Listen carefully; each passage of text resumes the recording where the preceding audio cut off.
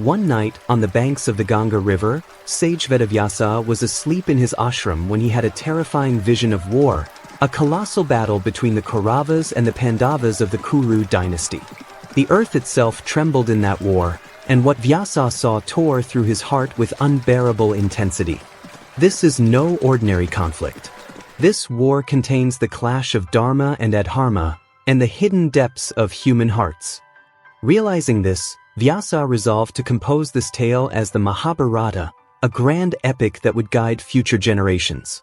But writing such a vast story was no simple task. So Vyasa approached Lord Ganesha and said, "Ganesha, you are the most capable writer to pen this great story." Ganesha smiled and replied, "All right, but on one condition, you must not pause even for a moment while dictating." Vyasa agreed and added, "In that case, you must not write any verse until you understand its meaning fully." Thus began the epic composition of the Mahabharata, Vyasa speaking profound, thoughtful verses, and Ganesha writing them down at lightning speed. The tale begins with King Pratapa of the Kuru dynasty, a righteous and powerful ruler of Hastinapura. One day, while meditating on the banks of the Ganga, the river goddess appeared before him in divine form and asked to marry him. Since Pratapa was already married, he offered her instead to his son, Shantanu. Later, King Shantanu saw Ganga and fell in love. But she placed a harsh condition before marriage. "You must never question anything I do." He agreed and they married. But soon, she began drowning each of their newborn sons in the river. These children were actually the 8 Vasus, celestial beings cursed to be born on earth. Though heartbroken, Shantanu remained silent to honor his vow. But when the 8th child, Devava, was born, Shantanu could not bear the pain any longer and intervened. At that moment, Ganga revealed the truth of the curse and handed Devavrata over to his father before returning to the river. Devavrata was raised with great care and trained by Parshurama in the art of warfare. He grew up to be brave, wise, and righteous. One day, King Shantanu fell in love again, this time with a fisherwoman named Satyavati. But her father demanded that only her children should inherit the throne of Hastinapura. Shantanu, bound by duty and love, was deeply grieved. Though he said nothing, his sorrow was clear. Seeing his father's silent suffering, Devavrata approached Satyavati's father himself and made a terrible vow. "I will never marry, and I will never claim the throne." This supreme renunciation shocked even the gods. Flowers rained down from the heavens, and from that moment, Devavrata came to be known as Bhishma. Moved by his son's sacrifice, Shantanu blessed Bhishma with the boon of Ichchamrityu, the ability to choose the time of his death. Bhishma's selflessness and sacrifice laid the foundation for the path the Mahabharata would take. The next part is coming soon. Ganga नदी के किनारे अपने आश्रम में रात को सो रहे वेदव्यास जी ने एक भयानक युद्ध का दृश्य स्वप्न में देखा। वह महायुद्ध था जिसमें कौरव और पांडव कुरुवंश के वीर आमने सामने थे। वह युद्ध इतना भयंकर था कि पूरी धरती कांप उठी और उस दृश्य ने व्यास जी के हृदय को चीर कर रख दिया। यह कोई सामान्य युद्ध नहीं है, इसमें धर्म और अधर्म के बीच का संघर्ष है और साथ ही मानव मन की गहराइयों की भी अभिव्यक्ति है। यह समझकर वेदव्यास ने निश्चय किया कि इस कथा को महाभारत के रूप में रचेंगे ताकि यह भावी पीढ़ियों के लिए एक मार्गदर्शक बन सके। लेकिन इतनी विशाल कथा को लिखना आसान कार्य नहीं था, इसलिए व्यास जी ने गणपति का आह्वान किया। गणपते, इस महान कथा को लिपिबद्ध करने योग्य श्रेष्ठ लेखक तो तुम ही हो। गणपति मुस्कुराते हुए बोले, ठीक है, लेकिन शर्त यह है कि तुम एक क्षण के लिए भी रुक नहीं सकते। व्यास जी ने उत्तर दिया, ठीक है, लेकिन तुम तभी लिखना जब हर श्लोक का अर्थ पूरी तरह समझ जाओ। इस प्रकार महाभारत की रचना प्रारंभ हुई। व्यास जी के गंभीर और ज्ञान से भरे शब्दों को सुनते ही गणपति ने तीव्रता से लेखन शुरू किया। महाभारत की कथा कुरुवंश के पहले राजा प्रतीप से शुरू होती है। प्रतीप एक धर्मपरायण और बलशाली राजा थे, जिन्होंने हस्तिनापुर पर राज्य किया। एक बार गंगा नदी के तट पर तपस्या करते समय गंगादेवी दिव्य रूप में प्रकट हुई और उनसे विवाह की इच्छा जताई। प्रतीप पहले से विवाहित थे, इसलिए उन्होंने अपनी बहू के रूप में गंगा को स्वीकार किया और कहा कि वह उनके पुत्र शांतनु से विवाह करें। शांतनु ने जब गंगा को देखा तो उन पर मोहित हो गए, लेकिन गंगा ने एक कठिन शर्त रखी, तुम कभी भी मुझसे कोई प्रश्न नहीं पूछोगे। विवाह के बाद गंगा अपने एक एक पुत्रों को जन्म देते ही नदी में बहा देती थीं, क्योंकि वे सभी शापित अष्टवसु थे। शांतनु दुखी हुए, लेकिन उन्होंने कभी प्रश्न नहीं किया। जब 8वें पुत्र देवव्रत का जन्म हुआ, तब वेदना से भरकर उन्होंने पूछ ही लिया। तब गंगा ने सत्य प्रकट किया, पुत्र को शांतनु को सौंपा और स्वयं नदी में विलीन हो गईं। देवव्रत ने परशुराम से युद्ध की शिक्षा ली और वीरता व धर्म में निपुण बने। कुछ समय बाद शांतनु ने सत्यवती को देखा और उन पर मोहित हो गए, लेकिन सत्यवती के पिता ने यह शर्त रखी कि केवल उनकी संतानें ही हस्तिनापुर के सिंहासन पर बैठेंगी। शांतनु इस शर्त से अत्यंत दुखी हो गए। उन्होंने यह बात किसी से नहीं कही, लेकिन उनका मौन और उदासी देखकर देवव्रत ने कारण जान लिया। पिता का दुख देखकर देवव्रत स्वयं सत्यवती के पिता के पास गए और उन्हें आश्वस्त करने के लिए एक भयानक प्रतिज्ञा की। मैं आजीवन ब्रह्मचारी रहूंगा, कभी विवाह नहीं करूंगा और हस्तिनापुर के सिंहासन का त्याग करूंगा। इस महान त्याग पर देवताओं तक स्तब्ध रह गए। स्वर्ग से दिव्य पुष्पों की वर्षा हुई और तभी से देवव्रत को भीष्म कहा जाने लगा। उनके इस बलिदान से प्रसन्न होकर शांतनु ने उन्हें इच्छा मृत्यु का वरदान दिया। भीष्म का यह त्याग, धर्म और निष्ठा ही महाभारत की दिशा और गहराई को निर्धारित करता है। ఒకరోజు వేదవ్యాసుడు గంగానది తీరంలోని ఆశ్రమంలో నిద్రలో ఉండగా అతని కలలో ఒక భయంకర యుద్ధం సన్నివేశం కనిపించింది. అతని కురువంశంలో కౌరవులు, పాండవులు ఒకరినొకరు కొట్టి భూమిని కంపించే భీకర యుద్ధం చేస్తున్నారు.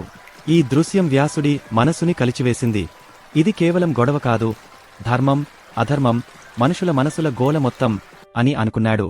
అందుకే ఈ కథని మహాభారతంగా రాసి భవిష్యత్ తరాలకు గైడ్గా నిలిపాడు. కాని ఈ భారీ కథని రాయడం అంత సులువు కాదు. అందుకే వ్యాసుడు శ్రీ గణేశుడిని పిలిచాడు. ఓ గణేశ, ఈ మహాకథను రాయగల గొప్ప లేఖకుడు నీవే అని వేదవ్యాసుడు అడిగాడు. గణేశుడు చిరునవ్వుతో, సరే, కాని నా కలం ఒక్క క్షణం ఆగకుండా నీవు నిరంతరం చెప్పాలి అన్నాడు.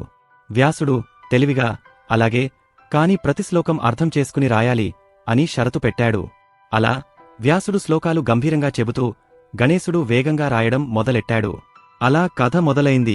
మహాభారత కథలో వ్యాసుడు గణేశుడితో కలిసి రచన ప్రారంభించినప్పుడు కథ కురువంశ ఆదిమ రాజైన ప్రతిప మహారాజు నుండి మొదలైంది. ప్రతీపుడు హస్తినాపురాన్ని పరిపాలించిన ధర్మనిష్ఠుడైన శక్తివంతమైన రాజు. అతని పాలనలో రాజ్యం సుభిక్షంగా, సమృద్ధిగా ఉండేది. ప్రజలు అతన్ని తండ్రిలా గౌరవించేవారు. ఒకరోజు గంగానది తీరంలో తపస్సు చేస్తుండగా గంగాదేవి దివ్యరూపంలో ప్రత్యక్షమై అతని ధర్మనిష్టకు ముగ్ధురాలై వివాహం కోరింది. ప్రతిపుడు ఇప్పటికే వివాహితుడైనవాడై ఆమె ప్రతిపాదనను గౌరవపూర్వకంగా తిరస్కరించి తన కుమారుడు సంతనుడిని వివాహం చేసుకోవచ్చని ఆమోదించాడు. సంతనుడు రాజ్యాన్ని స్వీకరించి గంగానది ఒడ్డున గంగాదేవి అందమైన రూపాన్ని చూసి ప్రేమలో పడ్డాడు. గంగ ఒక షరతు పెట్టింది, తన చర్యలను ఎన్నటికీ ప్రశ్నించకూడదని. వివాహం తర్వాత గంగ తమ నవజాత శిశువులను నదిలో ముంచడం మొదలెట్టింది.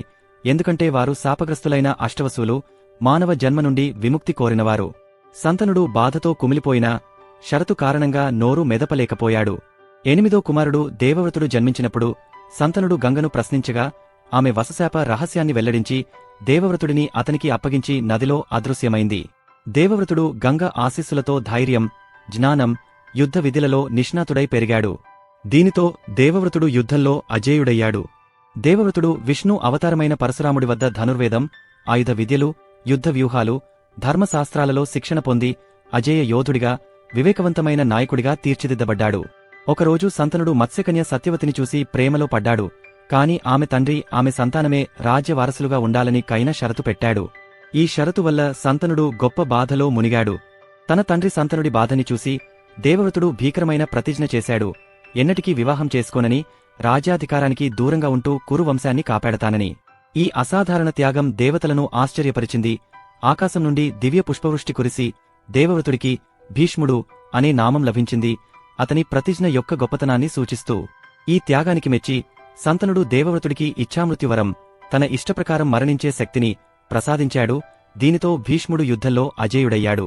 మరియు భీష్ముడి భీకర ప్రతిజ్ఞ కురువంశ భవిష్యత్తును రూపొందించి మహాభారత యుద్ధంలో అతన్ని కీలక వ్యక్తిగా నిలబెట్టాయి.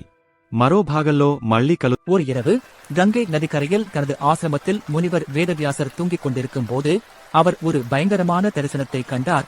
ஒரு பேரழிவு போன்ற யுத்தம், கௌரவர்களும் பாண்டவர்களும் என 2 தரப்புகளும் மோதும் குரு வம்சத்தின் அதிபெரிய யுத்தம். அந்த யுத்தத்தில் பூமியே நடுங்கியது. வியாசருக்கு அந்த காட்சி இருதயத்தை பிளக்கும் அளவுக்கு வேதனையை கொடுத்தது.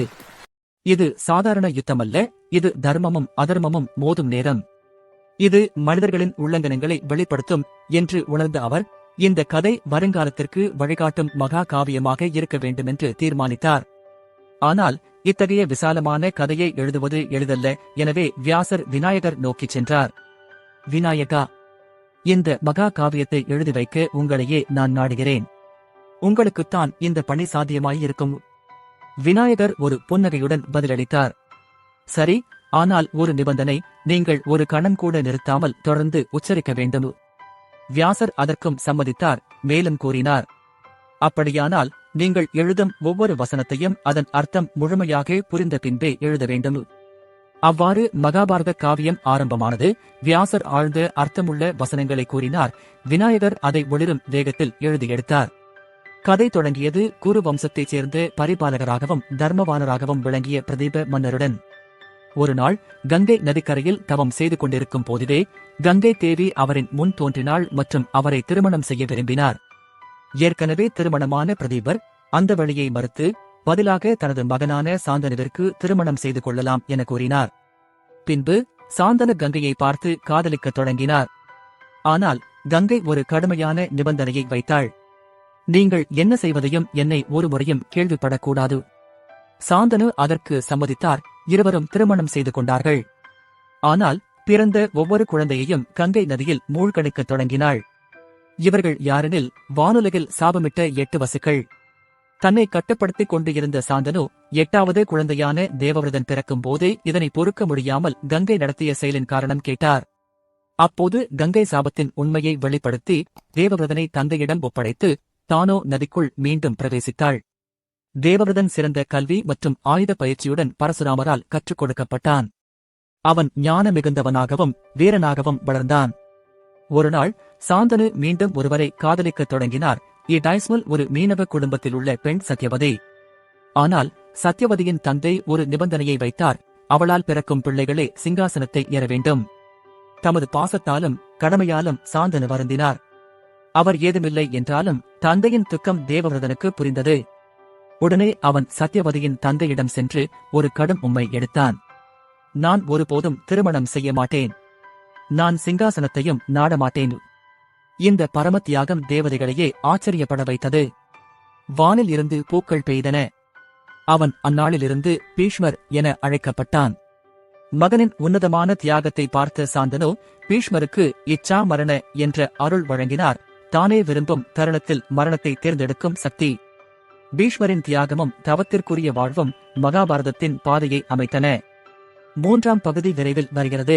ಒಂದು ರಾತ್ರಿ ಗಂಗಾ ನದಿಯ ತೀರದಲ್ಲಿ ತನ್ನ ಆಶ್ರಮದಲ್ಲಿ ಔದಾರ್ಯದಿಂದ ನಿದ್ರಿಸುತ್ತಿದ್ದ ಮುನಿಯಾದ ವೇದವ್ಯಾಸರು ಭಯಾನಕವಾದ ದುಷ್ಟಾಂತವನ್ನು ಕಂಡರು. ಪಾಂಡವರು ಮತ್ತು ಕೌರವರು ಎಂಬ 2 ಕುರುಕುಲದ ಶಾಖೆಗಳ ನಡುವೆ ನಡೆದ ಮಹಾಯುದ್ಧದ ಭೀಕರ ದೃಶ್ಯ. ಆ ಯುದ್ಧದಲ್ಲಿ ಭೂಮಿಯೇ ನಡುಗಿತು. ವ್ಯಾಸರಿಗೆ ಆ ದೃಶ್ಯ ಹೃದಯವನ್ನೇ ಚೀರಿಬಿಡುವಷ್ಟು ನೋವನ್ನುಂಟು ಮಾಡಿತು.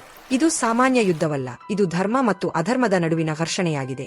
ಇದು ಮಾನವನ ಮನಸ್ಸಿನ ಆಳವನ್ನು ತೋರುವ ಯುದ್ಧ ಎಂದು ಅರಿತವರು ಈ ಕಥೆಯನ್ನು ಭವಿಷ್ಯದ ಪೀಳಿಗೆಗೆ ಮಾರ್ಗದರ್ಶಿಯಾಗುವ ಮಹಾಕಾವ್ಯವಾಗಿ ರಚಿಸಬೇಕೆಂದು ನಿರ್ಧರಿಸಿದರು.